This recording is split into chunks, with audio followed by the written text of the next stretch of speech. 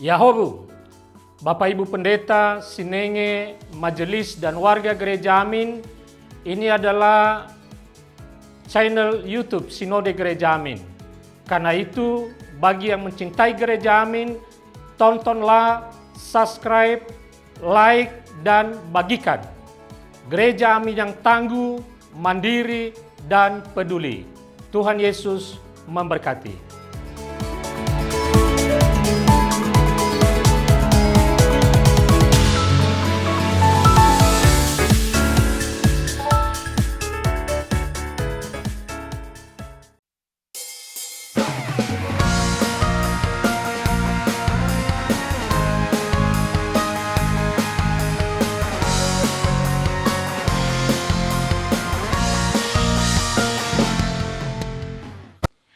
Adik-adik yang terkasih, senang sekali bisa berjumpa dengan adik-adik dalam acara Renungan Kidi.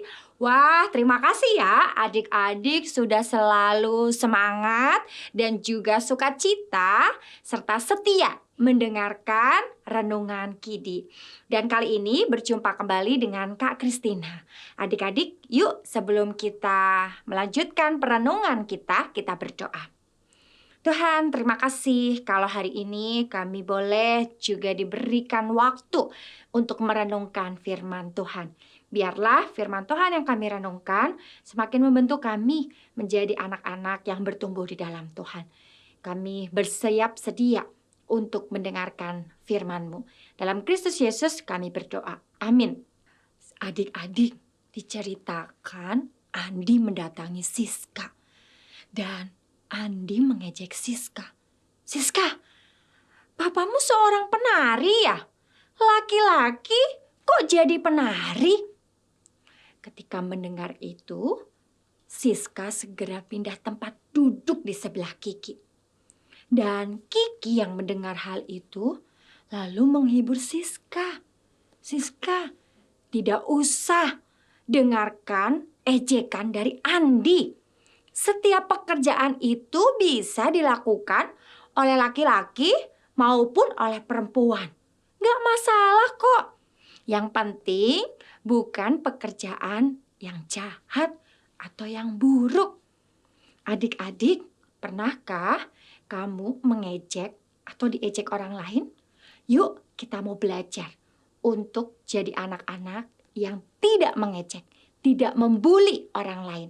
Kita baca ya, Matius 13 ayat 53 sampai 58.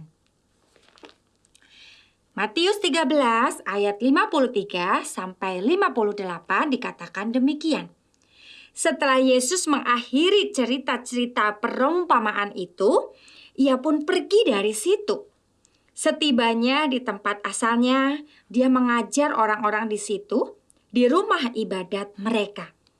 Mereka pun takjub dan berkata, "Dari mana diperolehnya hikmat itu dan kuasa mengadakan mujizat-mujizat itu? Bukankah ia ini anak tukang kayu? Bukankah ibunya bernama Maria dan saudara-saudaranya Yakobus, Yusuf, Simon, dan Yudas? Bukankah saudara-saudaranya perempuan semuanya ada bersama kita? Jadi, dari mana ia memperoleh semuanya itu?" Mereka pun kecewa dan menolak dia. Yesus berkata kepada mereka, "Seorang nabi dihormati di mana-mana, kecuali di kampung halamannya dan di rumahnya." Karena mereka tidak percaya, tidak banyak mujizat diadakannya di situ. Demikian bacaan Alkitab kita. Kita menjadi orang-orang yang berbahagia ketika kita membaca, merenungkan, dan melakukan firman Tuhan dalam kehidupan kita. Adik-adik, Tuhan Yesus juga pernah direndahkan dan ditolak oleh orang-orang dari daerah asalnya. Ketika Tuhan Yesus melakukan berbagai mujizat, orang-orang merasa ragu karena Yesus adalah anak dari seorang tukang kayu. Adik-adik, menghina, mengejek, merendahkan orang lain juga merupakan contoh perbuatan bullying atau perundungan. Setiap orang pasti ingin dihargai, dihormati, dikasihi, juga kita sendiri dan orang-orang di sekitar kita.